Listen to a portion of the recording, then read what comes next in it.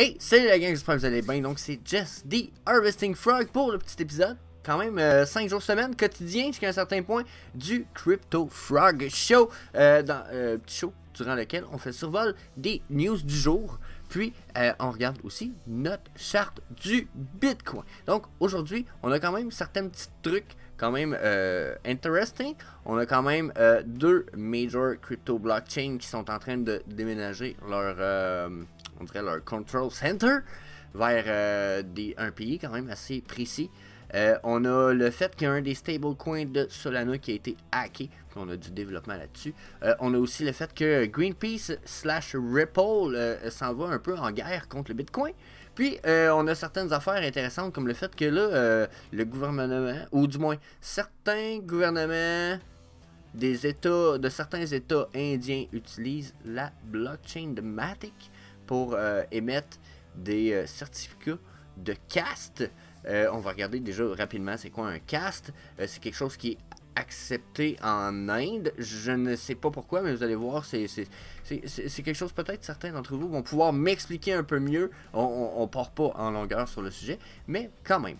Donc, si vous voulez des petits épisodes quotidiens sur les nouvelles crypto, déjà, les nouvelles sensiblement intéressantes, c'est sûr que ça dépend un peu de mon opinion, mais les nouvelles intéressantes crypto du jour, puis vous voulez un survol de la charte du Bitcoin et ou de d'autres cryptos, parce que j'enligne pour faire probablement 4 à 5 cryptos survol par semaine en charte, donc sûrement un à chaque jour, style on fait le Bitcoin le lundi, on le refait le vendredi, puis les journées entre les deux, on regarde pour faire probablement 1 ou 2 ou 3 ou 4 autres coins où ce qu'on évalue un peu leur potentiel et on fait une charte rapide. Donc si vous voulez pas manquer ça, vous allez faire un sur le subscribe button, puis après ça vous allez faire le encore plus rapide, puis la petite clochette, les notifications, puis that's it. En fait nous autres il faut qu'on saute au disclaimer time, so disclaimer time.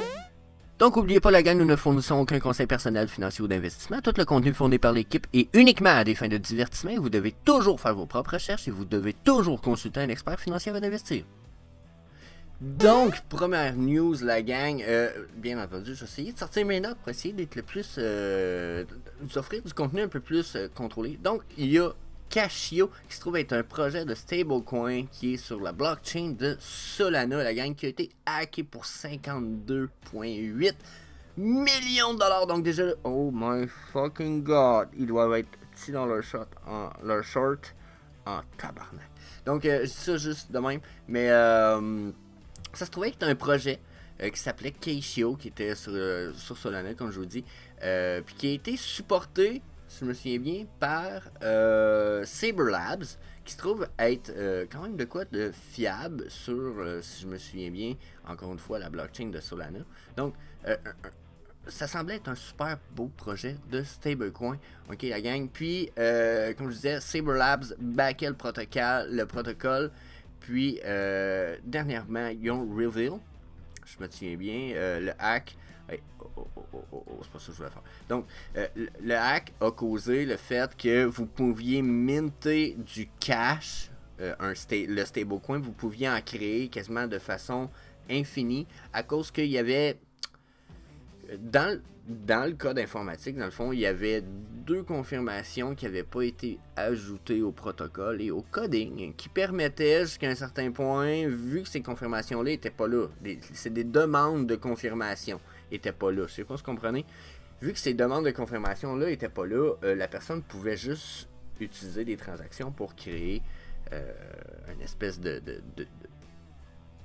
problème dans le réseau, ce qui a créé la création de, comme ici, s'il vous plaît, ne mintez pas de cash. Il y a un glitch, c'est comme une erreur qui fait que vous pouvez en minter de façon infinie. Et là, on regarde la source. Là, ça fait 2 fois que je fais ça, 3 fois que je fais ça. On examine la source.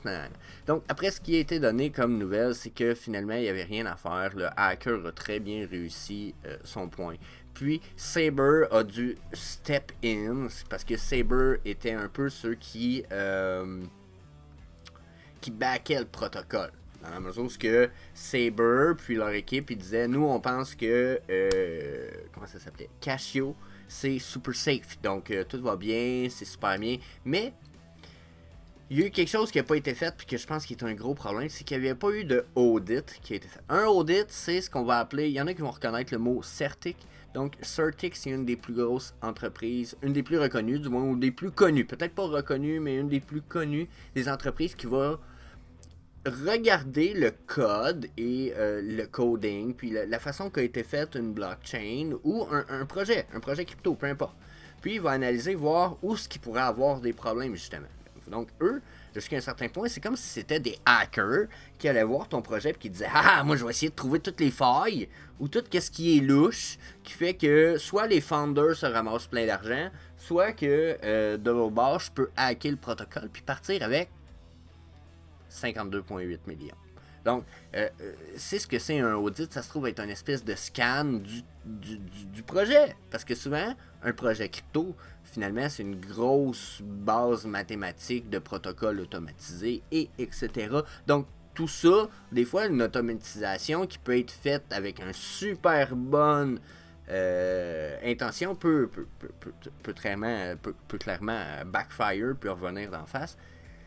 Ça a l'air d'être ce qui s'est passé. Saber a pas établi et a pas demandé plus de audit pour le projet. Donc, est-ce que peut-être... Ça me fait peur. Ça, c'est le genre de projet que je me dis, waouh, ça semblait super prometteur de prime abord. Là, je connais même pas le projet, mais de prime abord, ça semblait cool, tu sais.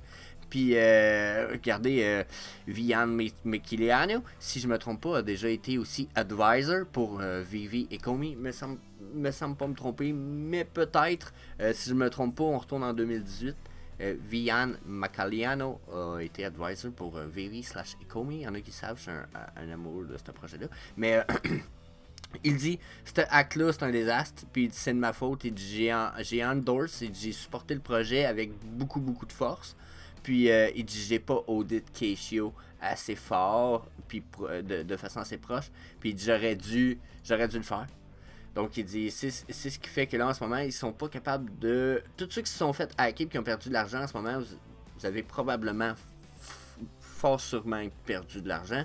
C'est comme final bâton. Sauf que, je dis ça, mais c'est sûrement. J'ai dit sûrement, c'est clair, net et précis. Là, ils ont envoyé une espèce de message aux hackers au bout de la ligne.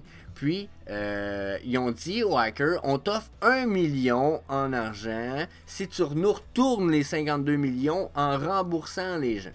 Puis, étrangement, le hacker a comme accepté jusqu'à un certain point. Donc, le hacker a aussi répondu à tout ça, mais le hacker a comme accepté. Puis, Casio.apps refound, d'après ce que vous pouvez voir selon l'image ici, a comme dit, ok, good, vous pouvez envoyer une demande de refund au hacker, ce qui veut dire, vous pouvez écrire au hacker avec ce lien-là, puis dire au hacker, moi, le gros man, c'est l'argent que j'ai investi pour telle affaire, je veux revoir mon argent, peux-tu m'envoyer mon argent, man? Moi, man, là, t'as pas volé un milliardaire, là, t'as volé quelqu'un qui avait pas beaucoup d'argent, man, puis vraiment ça, tu sais, m'envoyer mon cash.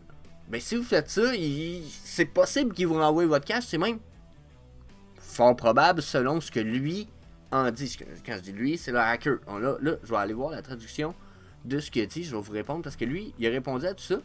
Puis, il a release un message à propos du refund process, ok? Puis, là, sûr que la traduction est un peu boboche, c'est de l'anglais au français, là, vous le voyez, je suis allé le plus simple possible, Google Traduction, je ne l'ai pas fait homemade, mais il dit, l'intention était seulement de prendre de l'argent à ceux qui en ont pas de besoin. Donc, il sonne un peu style Anonymous, du style ou Robin des Bois, style, t'es riche, je vais te prendre de l'argent, mais si t'en as pas besoin, tant que ça se peut que je le fasse pas. Donc, le genre de gars qui va évaluer qui demande le refund, jusqu'à un certain point, je suis un peu comme ok, legit hacker, still style non-legit, parce que t'es pas legit, là, t'es en train de voler du monde, mais t'es legit hacker. Fait que là, il dit, l'intention n'était pas de seulement prendre l'argent à ceux qui en ont pas de besoin, et était seulement de prendre l'argent à ceux qui en ont pas de besoin, et pas à ceux qui en ont besoin. Donc, si vous étiez 1000, 2000, probablement que vous allez être remboursé de tout. Il dit, je vais utiliser les gains en Ethereum pour restituer des fonds aux personnes qui sont concernées, même les comptes au-dessus de 100 000. Parce que là, il y a eu des... justement, dans le... Attendez un petit peu, faut que je retourne à la bonne place. il y a eu un message ici, là, pour faire clair, là, qui disait qu'il y a des gens qui avaient investi 100 000, mais que ça, c'est leur fonds de retraite, puis etc. T'sais. Puis il disait, le hacker semblait dire, dans la traduction justement, qu'il va utiliser, il va refund même les gens qui ont investi plus de 100 000 $, ce qui veut dire probablement style 0,50% de ce que lui il a réussi à voler jusqu'à un certain point, parce que je pense que c'est un vol. Ben, il va être capable de le return, ou il va être capable de return même les gens qui ont investi autant, parce qu'il considère que ces gens-là sont pas nécessairement plus riches parce qu'ils avaient mis au-dessus de 100 000 $. Sauf qu'il, d'après ce que je comprends, il restituera pas l'argent aux gens qui en avaient investi beaucoup puis qui en ont pas besoin autant. Donc je sais pas si le fait que, mettons, tu avais investi 500 000, si tu demandes un refund, il va pas te renvoyer 100 000. Je sais pas si vous comprenez. On sait pas ce que ça en est. Je trouve ça vraiment intéressant comme situation. Je suis un peu... Puis c'est pourquoi peut-être je prends autant de temps à comparer à ce qu'on a d'habitude. C'est que je trouve que la situation est quand même intéressante. Donc là, encore une fois, je vais vous montrer le lien. Je vais j'en monte ici, puis je vais enlever mes favoris, parce que de toute façon, pas parce que j'ai peur de vous montrer mes favoris, sinon j'aurais coupé au montage, mais j'en avais pas de besoin, j'avais besoin de l'adresse, vous autres, c'est ça qui importe le plus possible. S'il y en a vraiment qui veulent mes favoris, dites-moi les, si vous pensez que mes favoris peuvent valoir de la tonne pour vous autres. Je pense vraiment pas que ce soit le cas, mais that's it. Donc, ça, news number one, que je trouve super intéressante jusqu'à un certain point, dans la mesure où c'est la première fois que j'entends parler d'un hacker qui est prêt à repayer ceux qui se sont fait hacker. Mais tu sais, une espèce de Robin des Bois. Donc, c'est pour ça que je viens de passer 9 minutes sur Casio App. Je trouve ça vraiment amazingly good, great, amazing. So, next news. Donc, prochaine news, deux major exchanges qui déménagent à Dubaï. Donc, déjà là, on a Bybit, puis Crypto.com qui déménagent la plupart de leurs bureaux. Je dis la plupart, attendez, ça va être plus précis plus tard. Qui déménagent leur bureau à Dubaï. Donc, on a Crypto qui déménage son local office. Donc, ça veut dire probablement qu'il y avait déjà un bureau dans la région. Non, ça arrive à toutes les vidéos. Je peux pas avoir juste... J'oublie tout le temps soit de le fermer, soit c'est ça. Téléphone à la gang. Donc, je reviens à ce que je disais. Donc, ils déménagent leur local office. Ça veut dire probablement qu'il y avait déjà un bureau dans la région, peut-être une autre ville, peut-être, etc. Je sais pas. Je vais pas fouiller trop à ce point-là. Je pense que je vous montre même pas tout le post.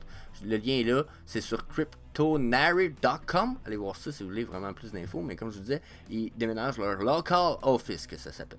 Ensuite, on a Bybit, que eux, ils déménagent leur global office. Donc, c'est leur office général, si je comprends bien, qui va être déménagé en principale partie en avril. Donc, Dubaï semble intéressant pour pas mal de crypto industry, donc pas mal d'entreprises crypto, à cause que des incitatifs qui sont mis avec les lois à Dubaï pour ce qui est de la crypto. Donc, jusqu'à un certain point, si Crypto.com move là, je pense que c'est pas pour rien. On sait de Crypto.com commence à être fucking gros, ok? Donc, Bybit, ça semble être une autre bonne entreprise crypto. Donc, deux major crypto. Puis, si je me trompe pas, on a déjà Binance aussi qui ont des bureaux et d'autres entreprises qui ont des bureaux dans ce coin-là. Je pense qu'ils en parlent ici. On a Binance, puis qui a un asset exchange qui s'appelle Wax à Dubaï. Puis on a FTX qui regarde aussi pour s'établir ses quartiers maîtres à Dubaï. Donc, il dit headquarter comme crypto, mais crypto semble dire que c'est juste leur local office. Mais allez voir ça, quand même super interesting, je pense. Bonne news. Tu sais, quand les compagnies crypto s'éloignent des réglementations un peu trop centralisées, pour moi, ça sonne comme une bonne nouvelle parce que ça va nous permettre plus de liberté, malgré le fait qu'on est peut-être au Canada, aux États-Unis ou en Chine. Si vous êtes assez wise, vous utilisez un VPN, la plupart du temps, c'est réglé. Donc, ceci étant dit, on peut déjà passer à la prochaine news. Ok, j'ai regardé le timing, j'ai pas le temps de vous présenter un autre article, donc je vous en suggère. Donc sur Cointelegraph, il y a le gouvernement, un des états du gouvernement indien qui va utiliser Polygon pour donner des certificats de caste. Un caste semble être une espèce de de catégorie de gens dans leur société indienne qui est acceptée. Donc je sais pas ce que c'est, mais ils utilisent Polygon. Donc des gouvernements qui vont utiliser Polygon pour des trucs. On a le US government qui voulait établir une espèce de digital currency, une monnaie digitale, mais qui sera pas crypto, qui sera pas liée aux banques, rien, qui sera comme à part, dans le but de tester sa viabilité. Tout ça probablement lié avec le fait qu'ils sont aussi en train de tester la viabilité du même genre de système, mais sur une base crypto. Donc, beau petit lien, bel article à aller voir. Puis, on a même certains avocats, pas des candidats du premier ministre, qui supportent la liberté du Bitcoin en tant que crypto-monnaie ou monnaie pour le pays. Donc, c'est un peu contradictoire à ce qu'on en voit au Canada. Donc, allez voir. Je sais que probablement, il y en a une couple d'entre vous qui sont canadiens. Allez voir ça sur Cointelegraph. Donc, charte du Bitcoin, la gang. Charte du Bitcoin, c'est le time. Donc, pour notre charte du Bitcoin, de prime abord, bon, on est sur le Bitcoin USDT, on est en Daily Chart pour commencer. Donc, vous pouvez voir pour l'instant, sur des chandelles normales. Okay. Donc, vous pouvez voir pour l'instant, on est quand même encore dans le bullish mode, dans la mesure où on ne semble pas encore super bullish. Par contre, si je viens regarder mon RSI dans le bas, pour ceux qui connaissent le RSI, on est quand même jusqu'à un certain point, on a touché le niveau de 70, on peut se rendre en masse dans le 80, là, soyez pas surpris, là. Je serais pas moins surpris qu'on arrive dans le 80, mais généralement, 70 veut dire que rechute éventuelle. Donc, encore une fois, rechute éventuelle, pour l'instant, on a respecté ces espèces de trend line là en support qui peuvent nous venir un peu du passé. Donc à voir si on va retourner si bas ou si justement on va y aller avec la zone de support qu'on a établie au courant, je vous dirais, de la semaine passée, exemple. Okay? Donc à voir pour ce qui est des trend lines. Je sais que, comme je vous disais, mon RSI il est très loin de ma médiane. Généralement, plus qu'il est loin de la médiane, plus que le jour où il va y retourner est quand même proche. La médiane aussi, de toute façon, continue à monter, il se rapproche de mon RSI, qui, lui, pointe encore vers en haut. Donc, là, la montée n'est pas finie. D'après moi, on a quelque chose, on va pouvoir aller voir sur le 4 heures. Par contre, si je regarde mon MTF, qui est mon multi-time frame, et que j'appelle aussi le Motherfucker, qui est un multi-time frame de stock RSI, il nous montre, lui, 3 time frames. La verte étant la plus longue time frame, c'est la ligne qui réagit la moins. La bleue étant la medium time frame, elle réagit de façon moyenne à comparer de la grise qui est une short time frame. Donc quand on regarde ça en ce moment, il nous flash rouge quand même assez large. Donc il nous dit préparez-vous, probablement une belle descente. C'est sûr que quand il flash, avant de nous faire des descentes, généralement il va nous faire, surtout quand il fait des gros flashs, avant de faire des descentes ou des belles montées, il va nous donner 2 belles vagues. Donc je sais pas si je suis capable de trouver... Donc là on le voit pas très bien ici. Bon, ok, probablement qu'ici, regardez.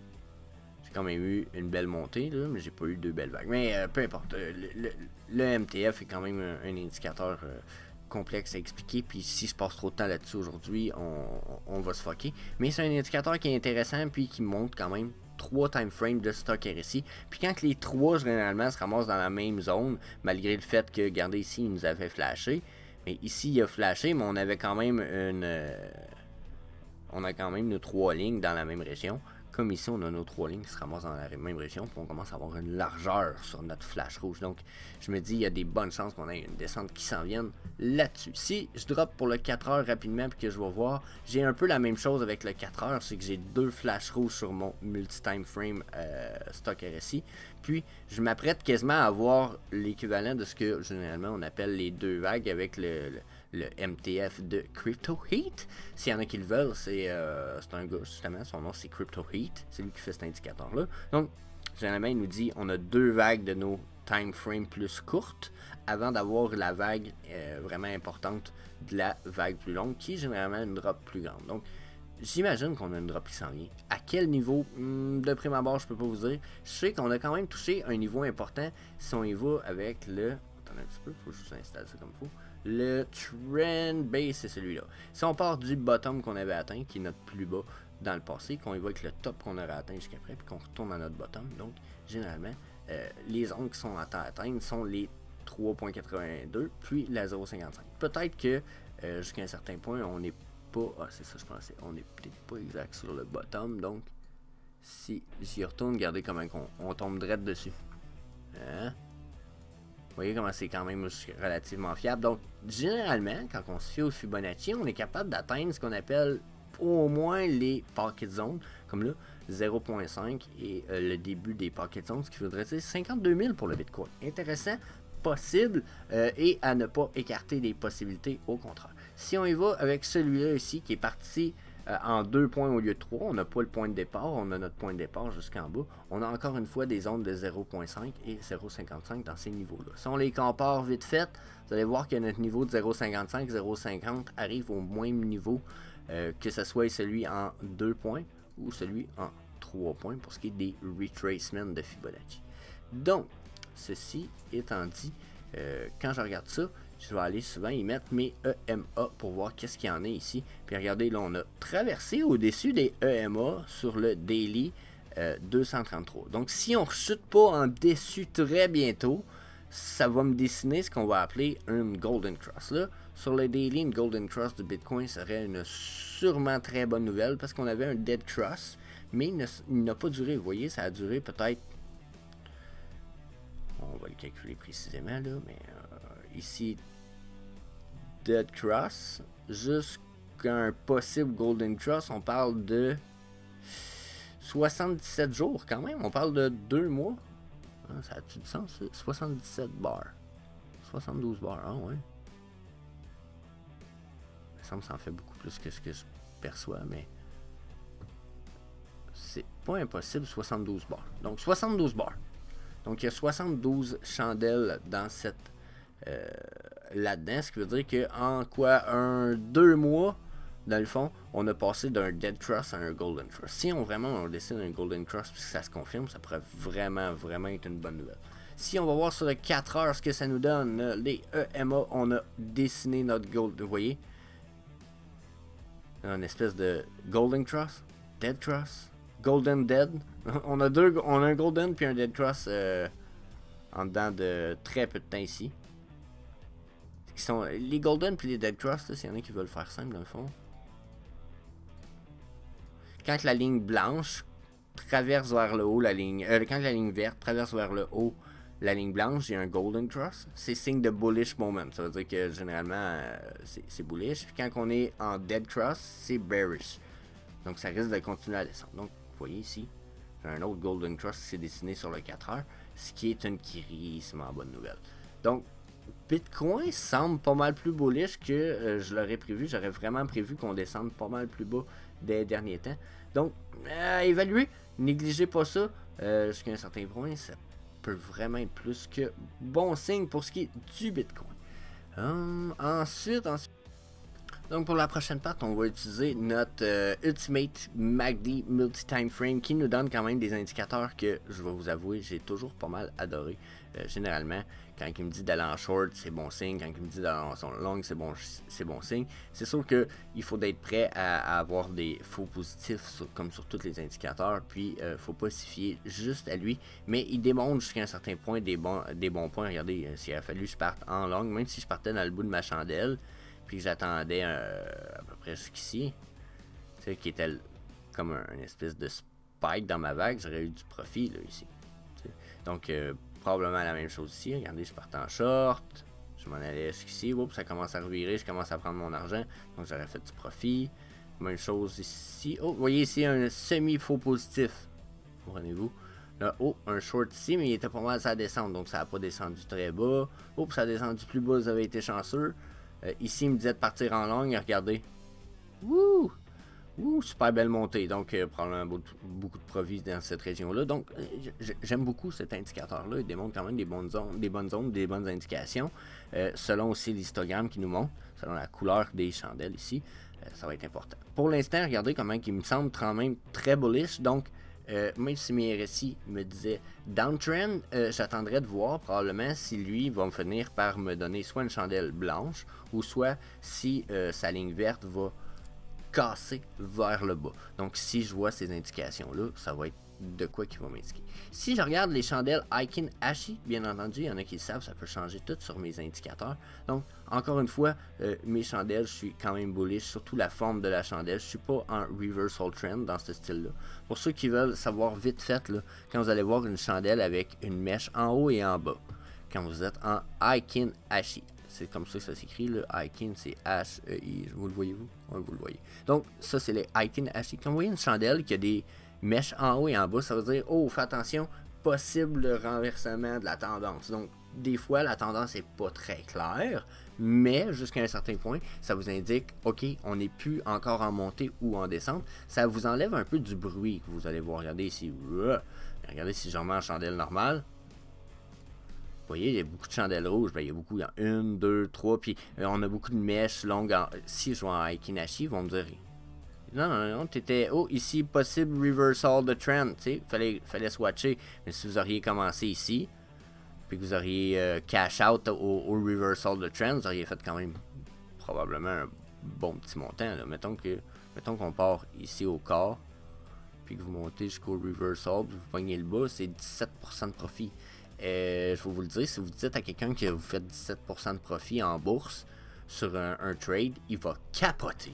Il va capoter sa vie solide. Donc, jusqu'à un certain point, checkez ça, les Aikinashi sont super cool quand vous voyez pas qu'une chandelle vous donne 2 mèches, une de chaque côté.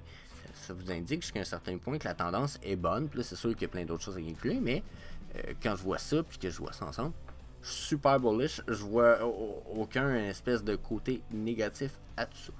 Ensuite, je pensais vous ajouter le Linear Reg, parce que c'en est un que j'aime bien, qui permet vraiment de déterminer des tendances, 2 tendances générales. Donc, ici, Linear Reg, qui est ça a été fait par DGT. S'il y en a qui ne connaissent pas DGT, vous faites des chartes, allez voir tout son stock à DGT, il fait du stock amazing. Je vais extend les lines de son truc, par exemple, extend line. Ok, puis je vais, j'enlève dessus, je vais juste enlever lui pour que ça soit trop fatigué. Donc, je vais enlever sûrement un coup de trendline. Pas trop fucké shit. Donc, comme vous pouvez voir, là, mon Linear Reg, lui, il va me donner des tendances. Donc, vous voyez, généralement, la grosse tendance est délimitée par les lignes bleues et la ligne verte que voilà, qui se trouve être une ligne de médiane. Donc, il me dit, en général, là, il dit, le Bitcoin s'en va en descendant. Il dit, je regarde ça, moi, là, il dit, la tendance est descendante. Mais il dit, dans ta tendance descendante, il dit, tu as une tendance quand même haussière. Puis, il dit, dans cette tendance haussière-là, il dit, tu viens de taper sur un plafond. Les lignes aussi. Si tu viens de taper sur un plafond, regardez quand on tape sur un bottom ou un plafond, généralement, on vise pour aller redescendre. Donc, est-ce que là, on va casser cette tendance-là puis peut-être en créer une nouvelle? C'est pas impossible. Sauf que la tendance dit possible redescente pour peut-être aller continuer comme ça. Ce qui serait logique aussi, parce que si on regarde la tendance en général, la plus grande tendance, elle va nous dire. Il dit, on est rentré dans la nouvelle tendance et on a tapé sur la médiane. On redescend, on tape pas nécessairement sur le bottom, mais on a ostiné un peu la médiane entre la médiane et le bottom. Il dit, on a remonté. Il dit, on vient taper sur notre top. Il dit, on va même ostiner le overtop. On redescend. Il dit, médiane. Puis même. Mais médiane, whoop, chute, bottom. On n'a pas testé de bottom direct ou d'overtop, mais on est quand même pas loin d'un fucking bottom. Donc selon moi, ils ont raison. On est dans un canal. Puis, médiane, ostination 3 fois de la médiane. On l'a 2 fois, puis la 3e fois, on l'a percé. Donc, très bonne nouvelle. Est-ce que là, on s'arrête là, puis on redescend dans notre canal mauve? J'en ai vraiment l'impression. L'impression qu'on va redescendre dans les 40 000, qu'on va ostiner notre médiane de canal principal. Un peu comme on l'a fait quand on a rebondi déçu les 2 premières fois, ou dessous et déçu les autres fois. Puis d'après moi, là, après, si on rebondit déçu, on continue là-dedans. Sinon, on va peut-être aller un petit peu en dessous, un petit peu pas trop longtemps. Puis on va peut-être redescendre ici. Mais j'ai vraiment un feeling qu'on va suivre cette tendance-là, au moins jusque-là. Ce qui nous amène probablement à 47 000 pour le mois d'août. J'espère qu'on va être rendu plus haut que ça. Attendez un petit peu, mais regardez ici, il dit septembre à août. Ça pourrait avoir du sens jusqu'à un certain point, comprenez-vous, mais on est-tu rendu là? Je ne sais bien pas, c'est une bonne question. Donc, ça fait partie des choses qui vont être évaluées, la gang. Donc, c'était la petite charte du Bitcoin. Comme je vous dis, on ne fait pas un survol super poussé. On survole tout le temps, tous les jours, quelque chose de nouveau. On regarde en général, on regarde les différentes time frames, on regarde les différents types de chandelles. Regardez encore une fois, des fois, vous savez, ça change quelque chose un peu sur le format des indicateurs, mais cette fois ça ne change pas grand chose sur notre Linear Reg, mais on essaie de regarder le plus de stock possible, le plus de contenu développé possible. Donc, si vous avez des suggestions déjà là, n'hésitez pas. Puis, si vous voulez ne pas manquer des news crypto, puis les chartes Bitcoin et etc. Comme là, j'ai continué sur le Bitcoin cette semaine, mais j'envisage certaines chartes. Comme là, je regarde pour XRP, probablement Solana vont être probablement deux de mes choix. Je regarde sur la famille crypto qui est notre groupe Facebook. Il faut faire des demandes, suggestions, à savoir quel serait probablement l'autre ou les deux autres cryptos à évaluer puis à faire des chartes à toutes les semaines. Donc, that's it. Déjà, si vous voulez participer puis faire votre suggestion, vous pouvez rejoindre la famille crypto qui est notre groupe Facebook privé où c'est notre communauté. On est 500 quelques personnes, quand même le fun. Puis, si vous voulez pas manquer de stuff crypto, des chartes, etc., ben vous allez faire un sur le subscribe button. Puis là, après ça, vous allez être comme ben tant qu'à ça, je vais faire un sur la clochette pour les notifications. Fait que vous allez manquer aucun post de ce qu'on fait. Vous allez être notifié à toutes les fois. So, je vous dis peace.